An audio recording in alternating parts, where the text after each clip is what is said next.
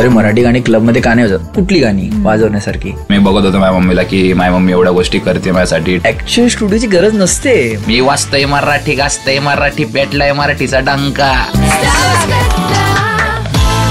नमस्कार, मी आहे आरचे शची सोनाली आणि या स्टार्स कट्ट्यावरती आपल्यासोबत आहे मराठी वाजलंच पाहिजे हे त्याने म्हणत अख्ख्या जगाला तांबडी चांबडी करत नाचायला लावलेला आहे. आणि खरंच खूप भारी वाटत आहे जे आज आपल्यासोबत स्टुडिओमध्ये आहे. क्रिटिक्स अर्थातच कृणाल घोरपडे आणि प्रतीक बोरकर म्हणजे पट्या द डॉग आपल्यासोबत आहे. तुमच्या दोघांचं पण अगदी मनापासून स्वागत. खूप भारी वाटत. धन्यवाद.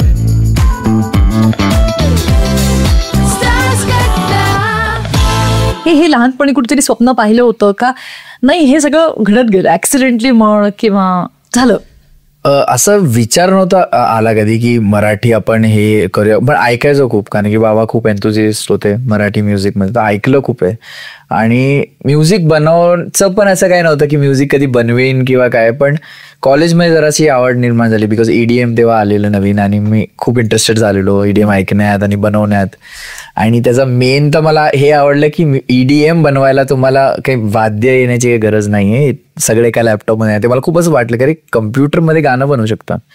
तर तेव्हा आवड निर्माण झाली. करत करत करत इंजिनिअरिंग करत होतो. तर तेच असतं, इंजिनिअरिंग करताना तुम्हाला दुसरं काय करायचं आयुष्यात ते तुम्हाला क्लिअर होऊन जातं, पण इंजिनिअरिंग नाही होत.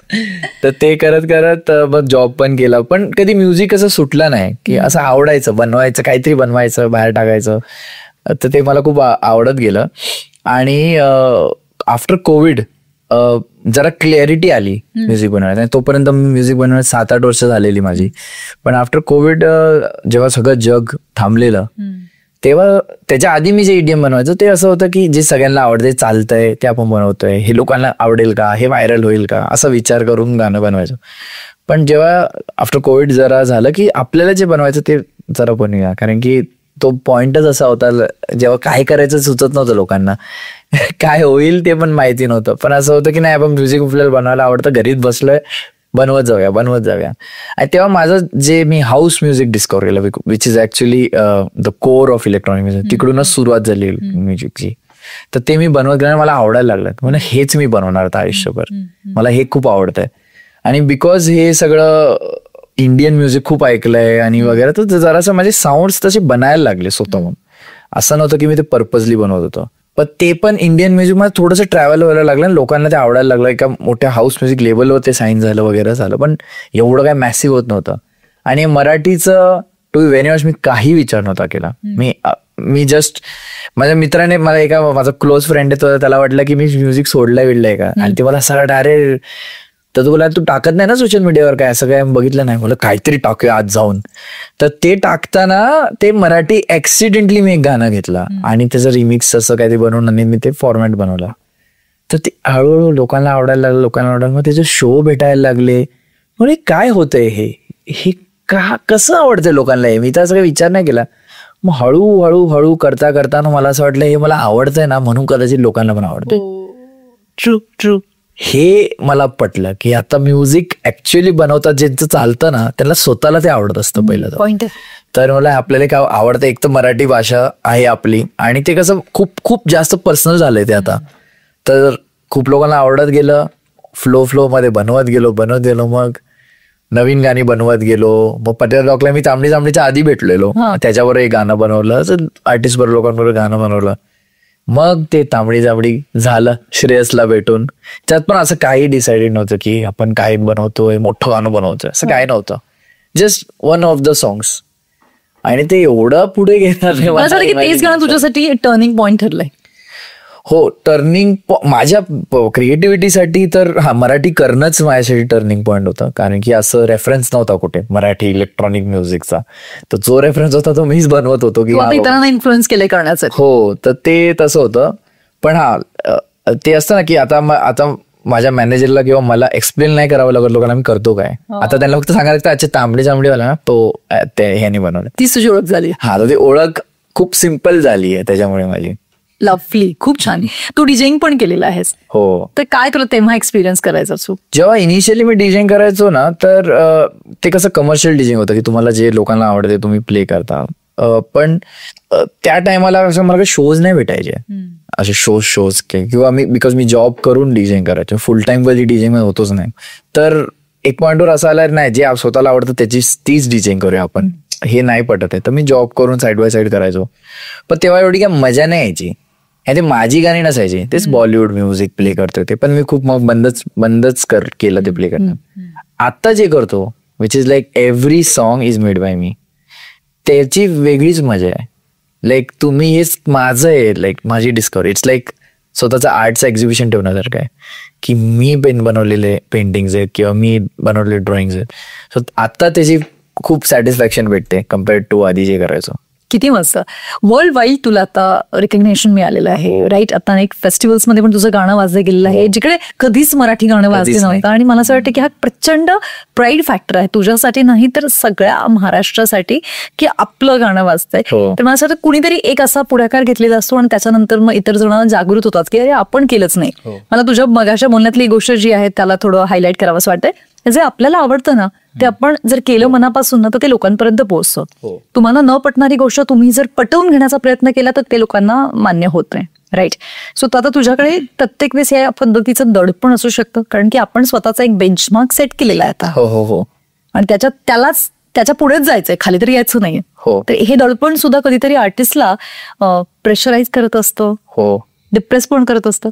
डिप्रेस असं नाही, कारण की जेव्हा मी म्युझिक चालू केलेलं आणि मराठी केलेलं ना, त्याच्या मागे माझं फील होतं I have nothing to lose. कारण की माझ्याकडे काही हायच नाही, तर माझ्याकडे काही जाणार पण नाही. तर प्रेशर तर हे या गोष्टीचं असतं की नेक्स्ट शो मध्ये लोक तिकीट घेऊन येणार, किती लोक येणारच नाही असं पण असू शकतं, त्याचं प्रेशर असतं. म्युझिकचं मला कधी प्रेशर नाही आलं, कारण की म्युझिक ह्यासाठी चालू केलेलं की हे आयुष्यभर फ्री जरी करायला लागलं तरी करू शकेन का मी. आणि ती एकच गोष्ट आहे जी मी करेन. चल काहीच नाही भेटलं मला, फेम जरी नाही भेटलं काय, ती प्रोसेस मला आवडते, बसून गाणं बनवायची. आणि त्या पॉईंट मी सगळं विसरून गेलेलो असतो की मला प्रॉब्लेम काय आहे. जर मी आजारी पण असेल ना, मी ते पण विसरून जातो की मला काय झालंय. सो त्याच्यात मला कधी प्रेशर आलं नाही. प्रेशर कमर्शियल आहे की म्हणजे आता शो, कारण की एक शो जेव्हा होतो त्यात मी एकटा काय बोलतात स्टेक होल्डर नाहीये. क्लब ओनर आहे, प्रमोटर आहे, बरेच लोक आहेत. त्या सगळ्यांना माझ्यामुळे नुकसान नाही आलं पाहिजे, त्याचं प्रेशर आहे. म्युझिक आहे ते मला माहिती की मी बनवतोय. आता म्युझिक कुणाला आवडू शकतं, कुणाला नाही आवडू शकत. कुणाला एक चांबडी नसेल पण आवडत, तर आता मी थोडी विचार करणार ह्याला कसं आवडेल तसं मी बनवू, नाही करू शकत असं मी. तर मी असं तर मला 1000 व्हेरिएशन बनवावं लागतील तांबडीचे, आणि तरी ते काय काय लोकांना नाही आवडणार. तर मी ते प्रेशर घेतच नाही. मला समजूनच घ्यायचं नाही की सगळ्यांना ह्याला कसं आवडेल त्याला कसं आवडेल. मला आवडलं पाहिजे. नंबर 1 ऑडियन्स मी आहे. जर मला नाही आवडत तर ते टाकलंच नाही पाहिजे मी गाणं कुठे. ओके, मला यावरती अजून एक प्रश्न विचारावा असं वाटतोय की आपल्याकडे ना महाराष्ट्रामध्ये त्यातल्या त्यात मराठी घरांमध्ये मुलं पबला जाणं हे खूप पेरेंट्सला आवडायचं नाही. मुलं पबला जातोय म्हणजे बिघडलाय असं एक प्रकारचं जे आहे ते कुठेतरी समीकरण झालं होतं. आणि त्या ठिकाणी पबमध्ये तू डीजेइंग करतोय, तेव्हा तुझ्या घरच्यांनी ह्या गोष्टीला कसं स्वीकारलं? कारण की तुझं म्युझिक हे पॅशन होतं, ह्या बाकीच्या गोष्टी त्याच्या भोवती होत्या. तू कसं हँडल केलं त्या सिच्युएशनला आणि आता कसं बघतोय? कारण की आता मराठी मुलं सुद्धा पबमध्ये जाऊन नाचतात, ते काम करतात. हो, मला कधी घरच्यांनी टचफूड कधीच प्रेशर दिलं नाही. माझी सिंगल पेरेंट मॉम, तर मम्मीने कधी असं मला हे नाही सांगितलं की काय करतोय बाहेर जातोय, पण सपोर्ट सुद्धा केला की नाही हे अजून कर असं पण नाही बोललं, न्यूट्रल. आणि आय थिंक सो पेरेंटने तसंच असलं पाहिजे बाकीच्यांनी, कारण की ते लोक जर अति पण सपोर्ट करतायत तर ते पण प्रेशर पोरांमध्ये डेव्हलप होतं की अरे me will I live it, expectations match होतील का माझ्या पॅरेंटचे.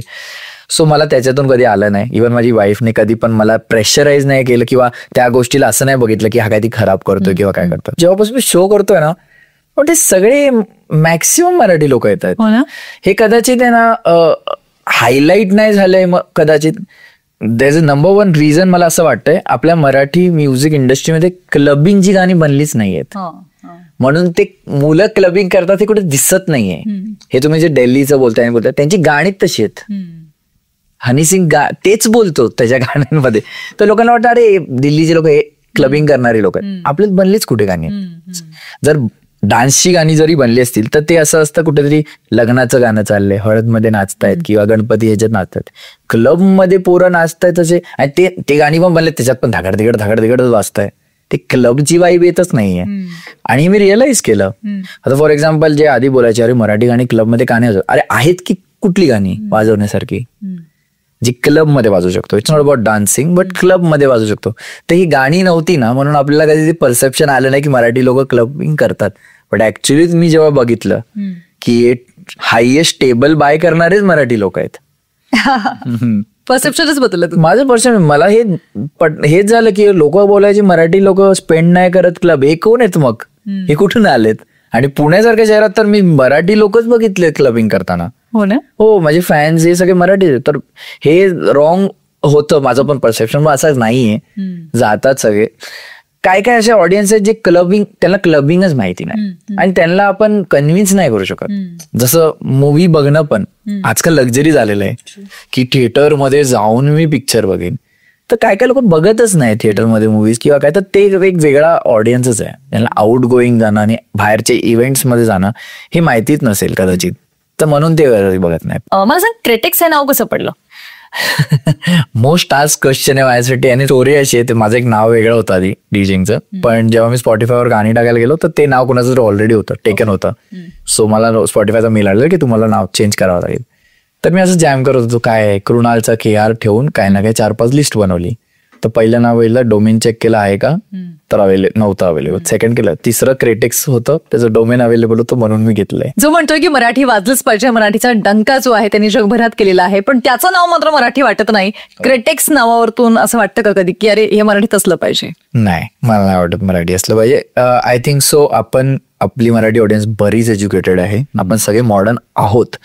ते नेहमी पिक्चराइज केलं जातं की मराठी लोक हेच आहे, म्हणजे धोतरच घालतायत, पैजामावरच जात आहेत आणि तेच ते गणपतीमध्ये आहे. नाही, आपण खूप मॉडर्न आहोत. मराठी ऑडियन्स खूप मॉडर्न आहे आणि त्याच्यातच एक मॉडर्न नाव असण्याची काही प्रॉब्लेम नाहीये. आता आपण येऊयात प्रतीककडे.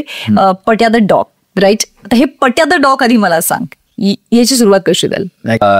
लाईक की आपण पुण्यात राहतो बेसिक है ना, तर प्रत्येकाचं नाव असतं लाईक की कृणालचं आपण त्याला आवाज ना कुण्या, ज्याचं कोणाचं असेल सागर, साग्या, निल्या, हा लाईक दॅट. हा, तर माझे मित्र मला सगळे तसेच आवाज द्यायचे की लाईक की पात्या पात्या पात्या. आणि मला स्टेज नेम असं काही भेटत नव्हतं लाईक की त्या टाइम पिरियडवरती.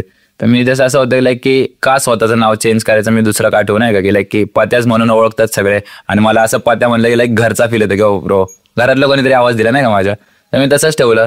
मग आफ्टर लाईक की त्यानंतर मी ड्रेड्स करायचो, लाईक की मी ड्रेड्स स्वतः करायचो. तर मी एक पेज बनवलेलं, जर त्याचं नाव होतं डॉग ड्रेड करून. Okay, dog dread. तर माझे हाफ मित्र मला त्याच्यामुळे डॉग बोलायला लागलेले आहे की हे डॉग व्हॉट्सअप, लाईक की ते हिपहॉप मध्ये थोडंसं स्लँग येतात ना, तर पात्या बोलायचे कधी कधी. बट समोरनं वेलगी येत असेल तर त्यांचं असं की पात्या नको म्हणायला, हे व्हॉट्सअप डॉग नाही का, वेगळे लोक तसे बोलायचे ना. तर मग मी म्हणलं लाईक की दोन्हीचं कॉम्बिनेशन करू शकतो, लाईक की मी पत्यात डॉग करू शकतो लाईक की. तर मग मी तसंच ते नाव पुढे हे केलं. तू छान लिहितोस आणि छान गातोस. थँक्यू. तर मला सांग की याच्या मागची इन्स्पिरेशन कोण आहे? घरात काही आहे यातनं तुला मिळालेलं? आई बाबा कोणाकडनं आहे? मम्मी आहे जी लाईक की सिंगिंगचं आधीपासून आहे, लहानपणापासून. तिचं तिने लहानपणापासून खूप साऱ्या गोष्टी ऐकवल्यात मला असं. आणि ती लिहायची नाही कधी, बट तिने सूर तर दिलेत नाही का असं, लाईक की time to time maybe ते इव्हॉल्व्ह होत गेलं असेल, त्यामुळे ते आत्ता ते बाहेर येते मे बी. बाप, स्कूलमध्ये तुला सगळ्या पोएम्स वगैरे पाठ असतील ना? हो, मी पोएम्स लिहायचो आधी.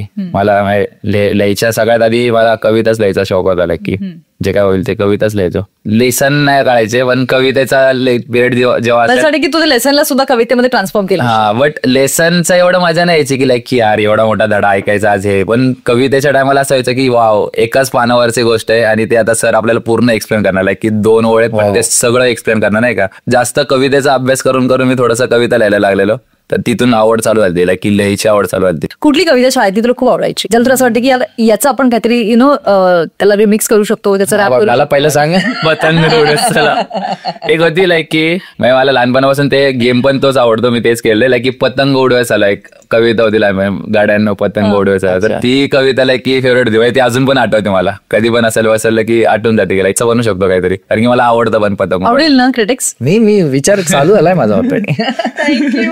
कॉपीराईट पहिला आता आपल्याकडे. राईट. मला सांग की कुठली कविता होती ज्याने तुला खूप इन्स्पायर केलं?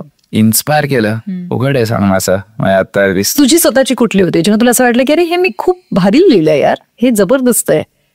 एक अशी आहे माझ्या की तू नसतीस तर काय, तू नसतीस तर काय झालं असतं, काय झालं असतं असं कवितेचं नाव आहे. मी स्वतः लिहिलेले ते लिहिलं. मी कसं आहे की तू भेटली नसतीस तर काय झालं असतं, तू भेटली नसतीस तर काय झालं असतं, सूर्याचं तेज कळालं नसतं, चंद्रामध्ये दिसणारा तुझा फेस कळाला नसता, स्वतःबद्दल ओळख झाली नसती, दुसऱ्यांबद्दल लागणारा जिव्हाळा पारखता आला नसता, तू भेटली नसतीस तर काय झालं असतं, निसर्गाची सुंदरता समजली नसती, प्रेमाची कमतरता भासली नसती, प्रेम काय आहे हे कळालं नसतं, सैरा वैरा पळणं काय असतं हे कळालं नसतं, एखाद्याच्या मागे वेड बनणं काय असतं हे समजलं नसतं, तू भेटली नसतीस तर काय झालं असतं. क्या बात आहे. कोण भेटलं तुला म्हणून तू ह्या क्षेत्रात आला? दिनीत सर म्हणून आहेत माझे, लाईक की डान्स टीचर आहेत ते माझे मेंटर आहेत, एक्सटर्नल फोर्स म्हणून क्रू आहे आमचा. तर त्यांच्या थ्रू मी हिपहॉपला लाईक हे झालो, ओळख झाली माझी, आणि त्यांच्या थ्रू मी आतापर्यंत इथपर्यंत पोहोचलो. लाईक की त्यांनी तेवढं डेव्हलप केलेलं की मला. कुठला आहे मूळचा? पुणे, मुळशी. वाटलं मुळशीमध्ये तसं वातावरण होतं तुला रॅपसाठी? नाही, असं नाही. गँगस्टर गँग तेवाला आयटम जास्त बघितलंय. स्वतः बघितलंय सगळं? हो, खूप साऱ्या गोष्टी. किती वाटली त्याची कधी? हा, पळालोय तिकडून असं पण म्हणू शकता तुम्ही. काय होती ती गोष्ट? नाही, असं लाईक की ती गोष्ट नव्हती करायची. लाईक की एक टाइम मी तसा होतो, लाईक की भांडणं आणि सगळ्या गोष्टी बेसिक असतात ते. लाईक की आपण लहानपणापासून एखाद्या एरियामध्ये होतोय तर आपल्याला तेच आपण ग्रॅप करतो. मग सर्टन एक टायमानंतर थोडंसं समजायला लागतं की हे नाही करायचंय, जर हे केलं तर लाईक की लाईफ नाहीये काय बघायला. तर मग तिथून मला हिपहॉप भेटला. तर लाईक की असं झालं की लाईक की भांडणं नाही करून दाखवायचे आपल्याला, मारायचं नाही कोणाला, आपल्याला आपल्या आर्टने दाखवायचे.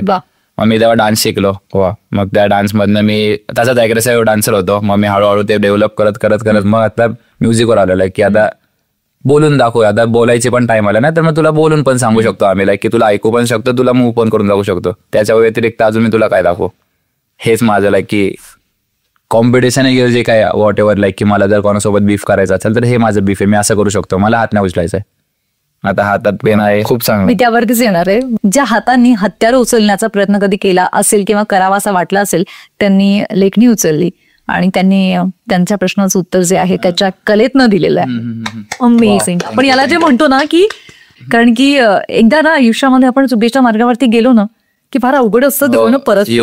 पण हे जेव्हा आपल्याला जाणवतं की आपण जातोय त्या ठिकाणी आपण थांबून आपला मार्ग बदलणं हे ज्याला जमतो तोच आयुष्यात काहीतरी वेगळं करतो, आणि ते तू केलंय. हो, थँक्यू. है ना? धन्यवाद. लवली.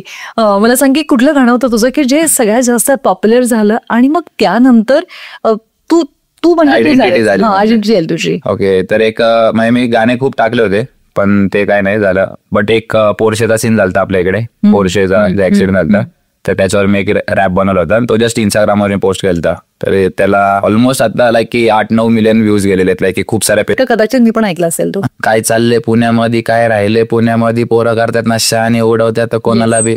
तर तो वाला मी इंस्टाग्रामवर टाकलेला आणि तो खूप जास्त बूम झाला. लाईक की मला जस्ट माहिती नव्हतं. तर लाईक ते फील झालं की लाईक की आपल्या पुण्यामध्ये काहीतरी वेगळी गोष्ट होती जे जगभर बघतात आणि नाव खराब होत चाललंय. आणि ते लाईक की आपण पण नाही टेक्निकली, लाईक की जरी ज्यांनी कोणी उडवलं असेल, जो कोण मुलगा असेल, मला माहिती आहे की तो मुलगा पुण्यातला नसणार आहे. जे लोक मेले ते लोक पण पुण्यातले नाहीत. तर हे मे बी पुण्याचं नाव खराब होतंय. तर मला जस्ट असंच वाटलं की ब्रो बोललं पाहिजे काहीतरी, कारण की कोणच that is rap for me. की लाईक की सोशल मेसेज देणं हे इज लाईक रॅप. कारण की मी ज्या लोकांकडनं बघत आलो, शिकत आलो, लाईक की टुपाक आणि हे सगळे त्यांना इन्स्पिरेशन म्हणून, तर ते लोक पण असंच करायचे. बट म्युझिक वेगळं आहे, बट रॅपवाला एकटा एक वेगळा आहे. तर मला असं होतं की लाईक एक रॅप लिहायचा मला. मी असं जस्ट एक 20-25 मिनिटात तो थॉट प्रोसिजर चालू होता. तेवढं जास्त डिक केलं तर ते बाहेर गेलं, मी जस्ट टाकून दिलं आणि मी गायब झालतो. लाईक की माझं शूट चालू होतं. तर मी 5 तासांनी फोन खोलल्यानंतर लाईक की लोक लिटरली कॉल करत होते की ब्रो तुझं गाणं ऐकतं आम्ही, इकडं आले तिकडं आले, व्हायरल झाले, खूप लोकांचे फोन येत आले. तर तो वाला मुवमेंट होता की. आणि त्याच्यानंतर बर्थडेवाला सॉंग आहे मग जे हिट झालं. लाईक की मग हिट झालं, एक सॉंग हिट झालं, त्या बर्थडेवाला सॉंग आहे. मग तू म्हणास की तू मुळशीचा आहे, तर मुळशीचं तेव्हाचं जे वातावरण होतं त्याचा परिणाम तुझ्यावरती काही झाला होता का? हा, म्हणजे ऍक्च्युली ते कसं आहे ना, मी तेव्हा खूप छोटा होतो. पण लाईक की पप्पा तसे होते थोडेफार, ते आता लहानपणापासून ते तिकडेच मोठे झालेले, तर थोडाफार त्यांच्याकडनं थोडंसं माझ्याकडे आलं होतं अग्रेशन. हा, मग मी इकडे पुण्यात शिफ्ट झालो. मग मी त्यात आयग्रेशन थोडं थोडं वाढत गेलं. मग ते हळूहळू मी कमी करायचं ट्राय केलं. मम्मीने हेल्प केली, माझ्या फॅमिलीवाल्या लोकांनी हेल्प केली. आईच आहे ना? हो, आई लिहिलंय. कुठल्या क्षणी हा टॅटू बनवला होता? आयुष्यातला पहिला टॅटू आहे का? हो, फर्स्ट टॅटू आहे. आय गेस मी 7th 8th स्टँडर्ड मध्ये बनवलेला. जेव्हा लाईक की असं होतं की 3 वर्ष माझ्या पप्पा एक्सपायर होऊन टाइम झालता आणि लय जास्त मी बघत होतो माझ्या मम्मीला की माझी मम्मी एवढ्या गोष्टी करते माझ्यासाठी, डबे बिबे करायचे, कामाला जायचे. मला असं होतं की ही गोष्ट ठेवू माझ्यासोबत एव्हरी टाइम लक्षात की याच्यासाठी काहीतरी करायचंय. तर ते कंटिन्यू दिसलं पाहिजे नाही का, की जेव्हा केव्हा काय करतो तर ते दिसत असतं नाही का असं. तर त्यासाठी म्हणलं की ते गोष्ट पाहिजे. ट्रॅक प्लॅन केली. हा, की याच्यासाठी काहीतरी करायचंय, एक फिमेल साठी असतं ते करायचं. This is the girl. Very nice, very nice, amazing amazing.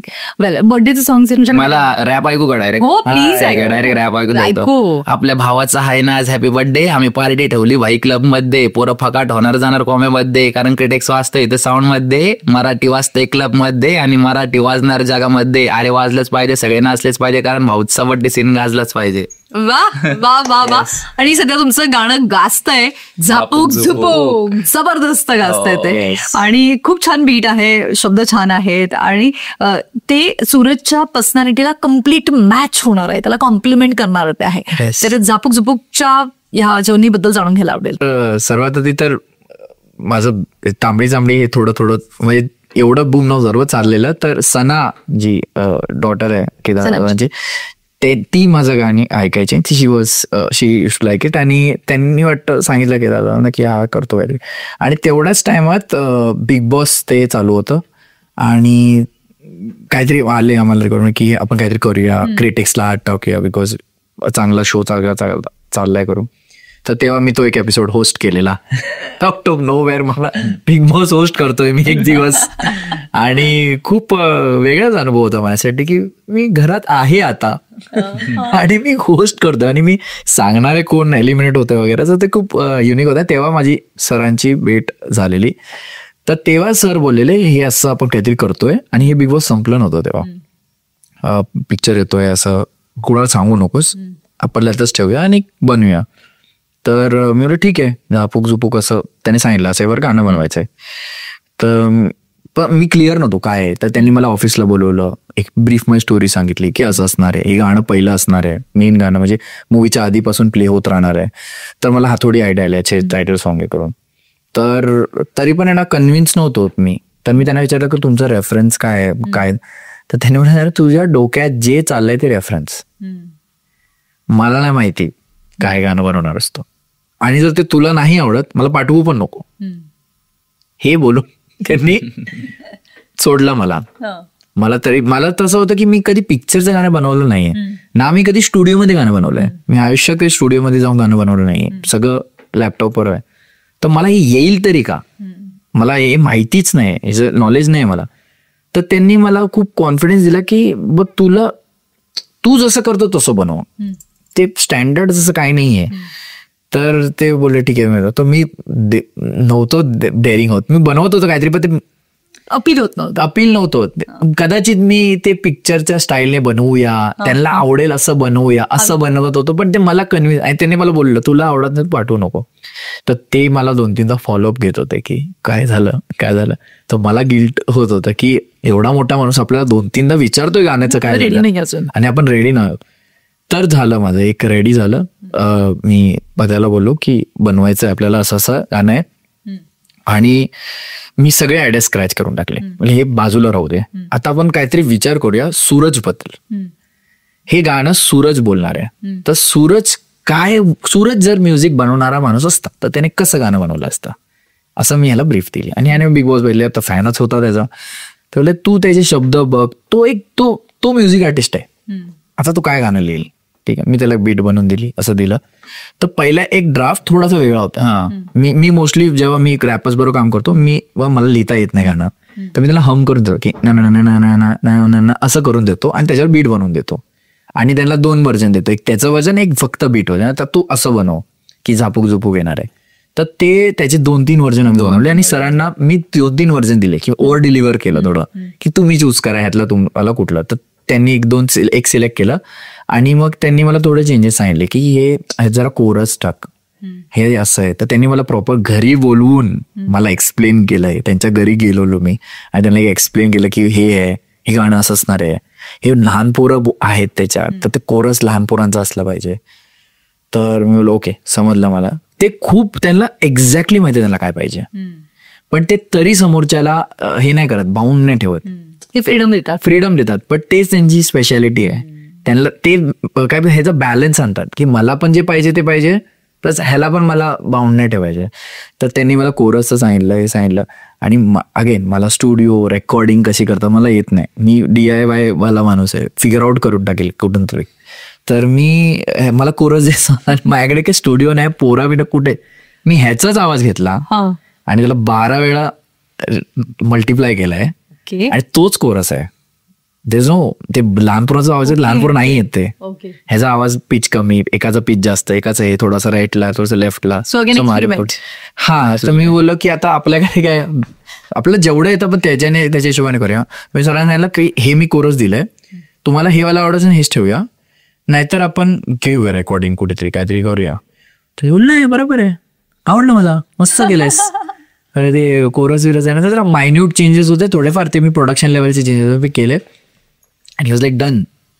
तर तेव्हा मला शॉक वाटलं की ऍक्च्युअली स्टुडिओची गरज नसते. म्हणजे मी एक गाण्याचं टायटल सॉन्ग दिलंय बिना स्टुडिओचं, हे लॅपटॉप मध्ये बसून गाडी पिटीत बनवून, ह्याने पण घराच्या स्टुडिओमध्ये रेकॉर्ड करून.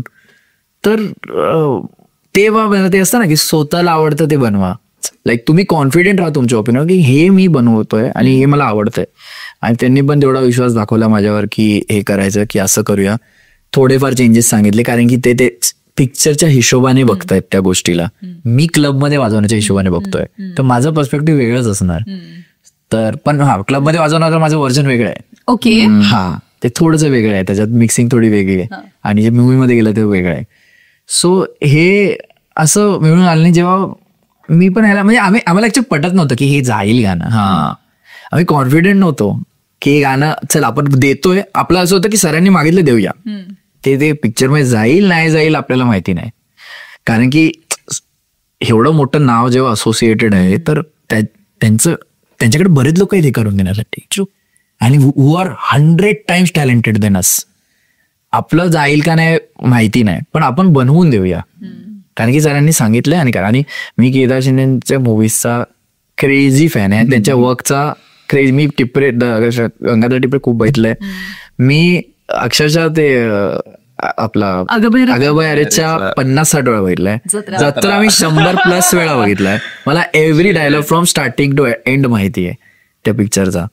तर मला सरांनी मागितलं म्हणजे द्यायचं. आता ते कशाला द्यायचं, काय द्यायचं ते नाही विचारायचं मध्ये. ओके, ह्यांच्यावर काम करायचं आपल्याला, आणि त्यांनी पण आपल्याला एवढी फ्रीडम दिली, त्याचा रिस्पेक्ट करून आपण दिलं पाहिजे. लवली, थँक्यू हे सांगितल्याबद्दल. Yes yes. आता मला प्रतिकडनं जाणून घ्यायचंय, बट जेव्हा तू याचा ड्राफ्ट लिहिला, जसं तुला क्रिटिक्सनी त्याबद्दल तुला एक्सप्लेन केलं की काय एक्सपेक्ट आहे, तर किती ड्राफ्ट झाले होते?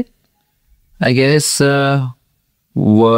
3 ड्राफ्ट तर ते लिहिलते ना, कोरसवाले 3 ड्राफ्ट लिहिलते आम्ही, ते दिलते फटफट करून. आणि त्यानंतर जो मेन वर्सवाला पार्ट आहे तर त्याच्यात आय गेस एकदाच चेंज केला आपण, लास्ट वाला जो होता तो एकदा चेंज. फार कमी झाले, फार कमी. हा, लाईक की हार्डली 2 किंवा 3 वेळा नो चेंज झालं. ऑलराईट, खूप भारी वाटते.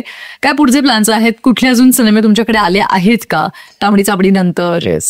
सो ह्याच्यानंतरचं नेक्स्ट गाणं म्हणजे मूवीचंच गाणं आहे, बॉलिवूड मूवीचं गाणं आहे, जे मी आणि पत्यानेच केलेलं आहे. मराठी सॉन्ग आहे जे बॉलिवूड मध्ये आलेलं आहे. It's is kind of first ever kind असं काहीतरी होत आहे.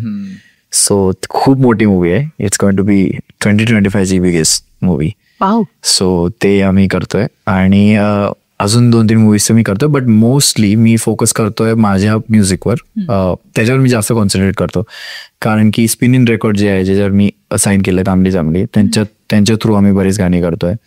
आणि कोलॅबरेशन्सवर माझं खूप फोकस आहे, कारण की इलेक्ट्रॉनिक म्युझिक असं जॉनर ना पाण्यासारखं आहे. तुम्ही त्याच्यात काही टाकू शकता आणि त्याला एक वेगळी डिश प्रेझेंट करू शकता. त्यासाठी एम हाऊस बनलंय मराठी म्युझिकमध्ये हाऊस. सो कोलॅबरेशनवर माझा खूप फोकस आहे इन्स्टेड ऑफ इंडिपेंडेंट आणि इंडिव्हिज्युअल, कारण की 2 आर्ट फॉर्म्स एकत्र भेटतायत या जॉनर बरोबर, आणि एक नवीन लोकांना काहीतरी भेटतंय. सो ते आहे माझी आयडिया. लवली. तुझं बट्या काय ठरलंय? काय चालू आहे सध्या? माय लाईक की डिसेंबर पर्यंत तर प्लॅन रेडी आहे. हा लाईक की एव्हरी मंथ एक सॉंग येईलच, तेवढाच प्लॅन करून ठेवलाय. आणि 3 व्हिडिओ शूट झालेले आहेत माझ्या, सोलो आणि कोलॅब मध्ये येणारे. तर तेवढंच काम आहे. लाईक यावर्षी तेवढ्यावरच फोकस करायचं, या वर्षीवर फोकस करायचा. Nice, lovely. आणि आपण फोकस करूयात आता एकदा जाता जाता झपक झुपक गाण्यावरती, एकदा होऊन जाऊ दे. त्याची लाईफच सांगू शकतो ती वालीच. लाईक की ती सगळ्यात जास्त मला चांगलं वाटतं. लाईक की लेका चल साईड दे, नाही तर तोडून टाकन सगळे मी काही दे, माझी दहशत तुला नाही माहितीये, मी गार करणी एकाच मग फाईटीत तुझी नाही लायकी, तू हे भामटा, तुला दाखवतो माझी मी क्षमता, एका बुक्की टेंगूळ दिला गोली ग शॉट म्हणून फिदा झाली माझ्यावर जनता, नको करू माझ्यासोबत तू धंदा, कारण वाचतंय माझाच डंका, अर्जी दे तिथं घाला सुट बिट, जाळा भूत बित नाही वगैरे इथं बात, मला कोण नाही रोकत कोण नाही टोकत, रानामानात फिरतो मी एकटा, माझी आई मरी माता सांगतो मी तिची कथा, तुम्ही कशाला मग मला खाली लेखता, तुम्ही कशाला मग मला खाली खेचता, नका करू तुम्ही माझ्यासोबत चेष्टा, मी वाचतोय मराठी गाजतय मराठी पेटलाय मराठीचा डंका. क्या बात आहे, एक नंबर, खतरनाक, जबरदस्त. हे जे मीटर मध्ये बसवणं असतं ना ते एक नंबर, एक खतरनाक. तीच मजा लिहायची सगळ्यात जास्त. सुरेश खूप इम्प्रेस झाला त्याने, तो असं लिहिलंय, आई मध्ये माता लिहिलंय, असं त्याला असं वाटतंय अरे मी असं, तू असं बोलला म्हणजे मला गाणं बनवता आलं असतं तर मी असंच बनवलं असतं गाणं. सो ते त्याला खूप आवडलंय आणि सगळ्यांना ते खूप म्हणजे कन्व्हिन्स एवढं झालंय ना, आमच्यात आम्हालाच एवढं आवडतंय म्हणून लोकांना कदाचित ते अजून फील होतंय आणि अजून त्यांना. मला असं वाटतं की तुम्ही दोघांनी पण ना त्याच्या इमोशन्सला, तो ज्या परिस्थितीमधनं आज आपल्या समोर आलेला आहे त्या सगळ्या सिच्युएशन्सला इतकं परफेक्ट त्या मीटरमध्ये बसवलेलं आहे. त्यामुळे ज्यांना कदाचित कोणाला सुरेश माहिती नसेल त्यांना तो पुन्हा एकदा नव्याने कळेल. त्याचे लाईफचं स्टोरीचं सॉन्ग आहे हे, ते पिक्चरचं तर आहेच बट त्याची लाईफच्या स्टोरीचं एक गाणं फॉर्म मध्ये. तसं आता तू मगाशी बोलला की तो कवितामध्ये एका पेज मध्ये तुम्ही एवढा त्याचा अर्थ सांगितलाय, तसं त्याने एका गाण्यात त्याच्या लाईफचं एक समरी देऊन टाकली. तर ते त्याच्यासाठी लाईफ सॉन्ग झालेलं आहे. लवली. थँक्यू सो मच हे सगळं शेअर केलं त्यासाठी. थँक्यू.